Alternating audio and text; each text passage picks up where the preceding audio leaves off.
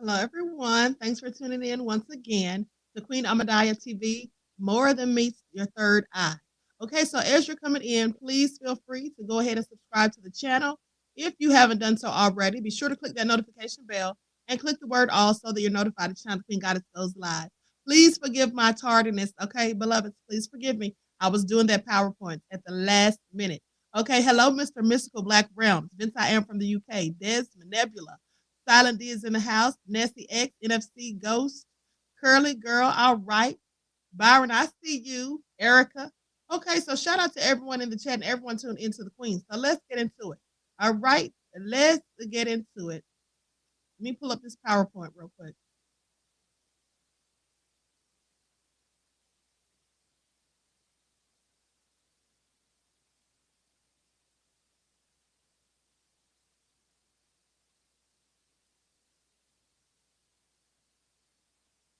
Okay, so there we go.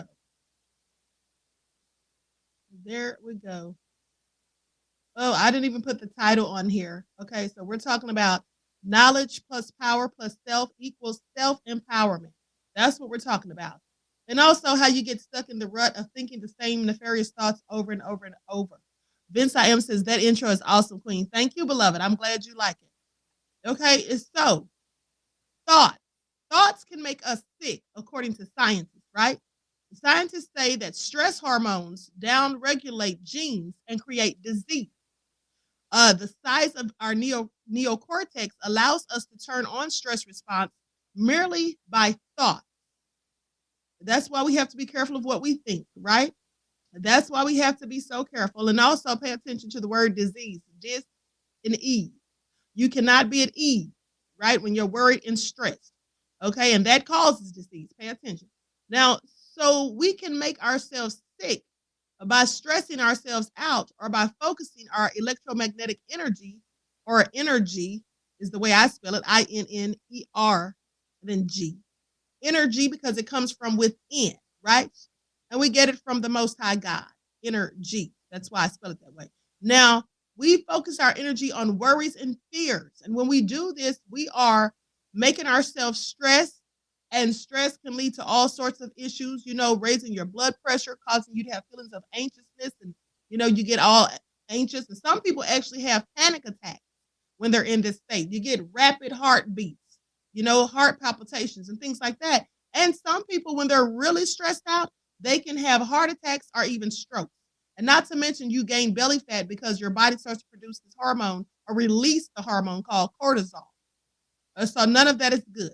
Now, so if thoughts can make you sick, then ask yourself if they can make you well. New York Times bestselling author Dr. Joe Dispenza, who is an expert in neuroscience, epigenetics, and quantum physics, partnered with numerous other scientists. Now, they have studied the effects of meditation using advanced technology. These include epigenetic testing, brain mapping, and EEGs, and gas discharge visualization technology. And so that just goes back to what I have been telling you, that meditation is absolutely very powerful when it comes to relaxing your mind, when it comes to controlling your thoughts, making, focusing on more positive patterns of thinking, being more optimistic rather than pessimistic, and also raising your vibration. Now, Dr. Dispenza has been working to inform the scientific community and the public about mind-derived health. He wrote a book called You Are the Placebo. So in that book, he talks about how our thinking patterns, whether we focus our energies on positive or negative things, has a lot to do with our physical health. And I'm not a doctor, and I'm not giving you medical advice. Just telling you what the book, You Are the Placebo, said. If you haven't read it, it's a good read. Okay, so the Newtonian world. Now, in this world, people spend their lives living in lack. Okay?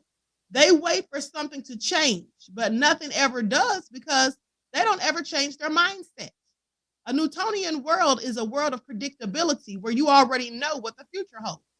And you already know what the future holds is because you're dictating your future by your thoughts. If you're always every day, worrying about money and bills and not having a good job, not being able to make ends meet, not having enough food for your children, if you continuously worry and think about those things every day, then that's exactly where you will stay in that predicament. It becomes predictable because now you've already figured out what tomorrow is going to bring because it's going to bring the same thing as today because you have the same thoughts that you had the day before. And if you have these thoughts continuously, then you continuously stay in the same cycle, just like I've told you before, a hamster in a wheel.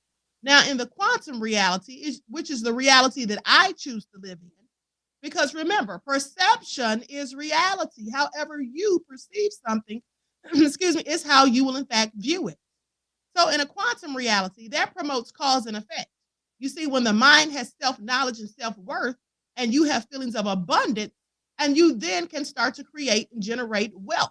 When you start thinking outside of the box, even if your circumstances look dire, don't accept that. Don't say to yourself, oh, I'm just broke. Oh, I'm just downtrodden. Oh, this is so bad. No, think about the positive aspects and how you can make moves to change things. Even if you don't have everything that you want, and you don't have everyone who's going to help you, even if no one's going to help you, and you only have yourself, well, you can always depend on the Most High. So that's when you start praying and you start manifesting and focusing your thoughts and energy on positive things, because all of that electromagnetic energy from your thoughts and words combined absolutely is what creates your reality. Like in the words abracadabra, which means I create what I speak. Hey, Mark Ayers from the UK. So when you speak things out of your mouth, from your being, from the bowels of your existence, you speak them into reality. So if you're sitting there just focusing on lack and what you don't have and all that stuff, as I've told you numerous times, that's just where you'll stay. Nothing's not going to change. You cannot change yourself, your circumstances. You cannot change the world or anything until you learn to change your mind and your thinking. Now, people often use problems in their lives to justify their limitations. They sometimes refuse to change or become complacent. If you think the same thoughts every day, you program them into your subconscious mind. Then they begin to manifest without you even realizing it. And that's why some people will sit there and say, oh, nothing ever goes my way. God doesn't answer my prayers. Well, God would answer your prayers, or you could in fact answer your own prayers if you learned how to manifest things in positive light, or rather than focusing your energy on negative things. And if you only did the work, right? You have to help yourself before anyone else can help you. And remember, your subconscious mind doesn't know the difference between what is actually going on or what you're thinking. Doesn't know the difference. And so mental health is so important because not directly dealing with trauma or other issues is detrimental. Now, when we think about negative events, we've endured our brains and bodies to produce the same chemicals that were released when the tragedy first occurred. The same emotions are triggered. The emotion and the experience give the body and brain the same rush of energy. And so let me just say this. Some people, they sit here and they get all caught in their problems and depression, and they start thinking about it all the time and talking about it all the time. And some of you get tired of hearing it because they come to you to talk to you about it. I have people that come to me to talk about their problems. Now, I don't mind talking to you about your problems and trying to give you some motivational, inspirational advice, trying to help you in any way that I can. I don't mind doing that. But when I get annoyed is when you come to me with your problems every day or all the time, and it's always the same set of problems, and it's always the same story, and it's always the same, energy, negative energy that's being put on me. That's just annoying because after I hear about your problems, I only want to hear about them once, maybe twice, and that's pushing it. I don't want to hear about them after that because after that, all I want to hear is solutions. If we don't have solutions, then what are we talking about the problems for? If you're still stuck in the same rut and you're not trying to get your way out of there, you're not trying to claw scratch, and kick your way out of there, then what are we doing here? How do we get here? Is this what we do? We just sit here and wallow in our own misery and continuously talk about the same problems over and over rather than trying to seek and find solutions? That's what some people absolutely do. They don't look for solutions. They make excuses. Well, I don't need excuses, people. I need solutions, and as do we all. Okay? And so with that all being said, goes on to say that some people are addicted to the rush from these emotions. This is absolutely true. Bad news, drama, and negativity feed some people the same way that an addict is fed by their drugs. Okay? Some people go out here and do, recreational drugs to get high, to get a rush and all of that. But some people with addictive personalities are literally addicted to drama. And then they wonder why they get out of one relationship, whether it's a platonic relationship, intimate, or whatever, why they get into one relationship after the other, and they still have the same amount of drama, and they still have the same amount of issues and all of this, and they still feel the same way. Nothing gets any better. Well, that's because they're addicted to the drama. Some people live on their trauma. They lean on it as a crutch. Now, I'm not telling you to forget your trauma, because you clearly need to know and remember it so you don't get yourself in that situation again. But what you need to do is you need to focus on how to deal with it in a light to where it doesn't impact you in a negative way as it did in the past. You need to start programming your own subconscious. And you do that by focusing your energy and efforts on positive things. And even if something bad happened, look at it as if this bad thing happened to teach me a life lesson. This is what not to do. So now if this comes around again, I know what not to do. I will better be able to deal with it and handle it. Let's make it a teachable moment. That's what you can do. You can flip the script and you can look at the silver lining of a dark cloud, so to speak. Now it goes on to say, some people become addicted to the rush from those emotions, hence addicted to drama. Your body is the unconscious mind, so it doesn't know the difference between the experience that creates the emotion or the emotion you create by thought alone. Then those same emotions influence certain thoughts when you have you living in the past with the same trauma you tried to forget. With the same trauma you tried to forget. So you find yourself living in the past because you have these thoughts that keep coming back. And as they come back, your brain has the same, your body starts to feel the same emotions, which triggers chemicals in the brain to make you start feeling the same way. And then these same thoughts, these same emotions, and the same energy that you put out when it first happened come right back out again. So it's in a perpetual cycle, and it's not going to change until you change the way you think. You keep reliving the trauma. And like I said, the brain and the body don't know if this trauma is actually occurring again or if you're just thinking about it. Because either way, you're reliving it. And so your body's taking on the same response that it took on the first time that it actually happened. Likes up, everyone. Please like and share. Thank you in advance. Now, this makes it hard for some of us to change because we make the same choices every day. We can't change our reality, or if we can't change our reality or our world, we can't change our reality or our world unless we change ourselves. So if you're going around 24/7, 365 days of the year, thinking the same thoughts over and over until they become redundant, clearly you're going to make the same choices and you're going to have the same outcome. Now, when you try to make a different choice, it may feel unfamiliar or you become uncomfortable. This is why some people resort back to old habits, not just due to a lack of discipline, but also because they feel more comfortable with what they're used to.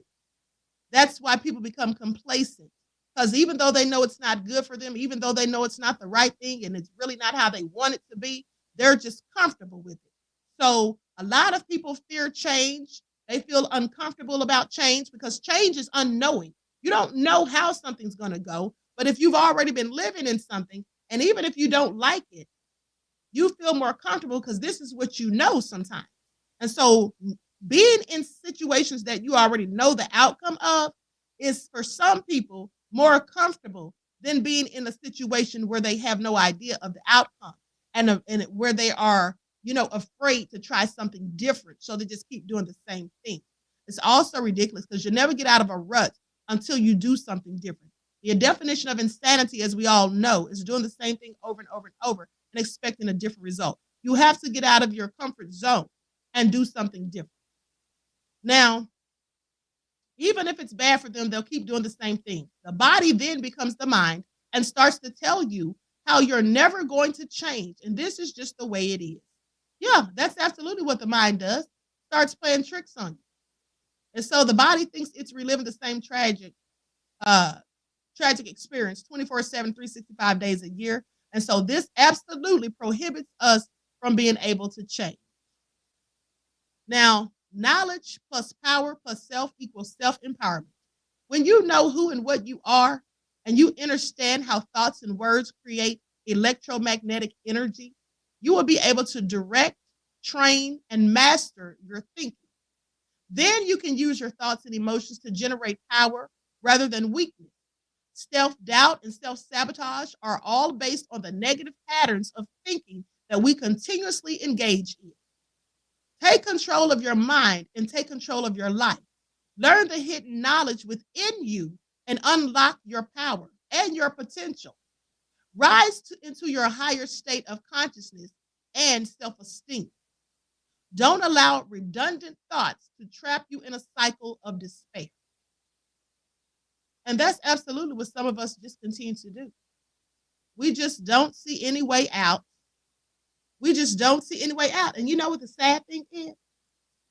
People, like I said, get uncomfortable with change and they want things to be different, but they're too afraid to do the things that will make them different.